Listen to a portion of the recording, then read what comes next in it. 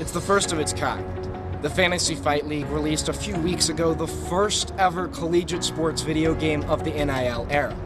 The game is titled Wrestling 22, and owner Joe Kanaya helped create it. The wrestling economy generally right now is mostly diehards, right? If you're a wrestling fan, you're a wrestling fan. You know how many Big Ten titles Jordan Burroughs has, right? You're not like a fringe fan. So the first kind of rendition of Fantasy Fight League was an attempt to gamify wrestling. Joe and Fantasy Fight League have done just that. They've created a video game that's already got fans excited and streamers playing it on Twitch. I don't know, man. I might be a legacy character though. You would have to be Gable Simpson though to unlock me, because otherwise it would be Disney. Watch someone like this.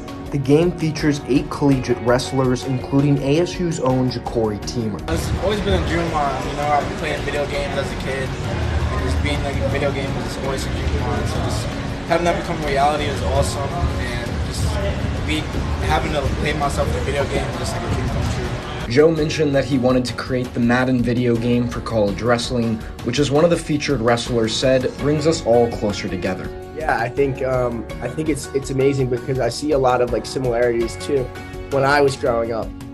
Yeah, exactly. Like, I love video games. I think it was, something that brought me closer to my friends and to the teams and communities that I was a part of.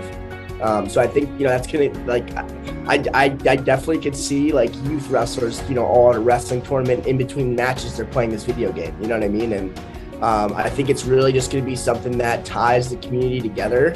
And also, I think it's great for NCAA wrestling, like, especially, who's this guy? Oh, there's Pac, you know what I mean? Like, oh, that's, whoever else is in the game, Ja'Cory Teamer, Yanni, and that kind of creates conversation and helps grow NCAA wrestling as well. Sure, it's not the video game we hoped for.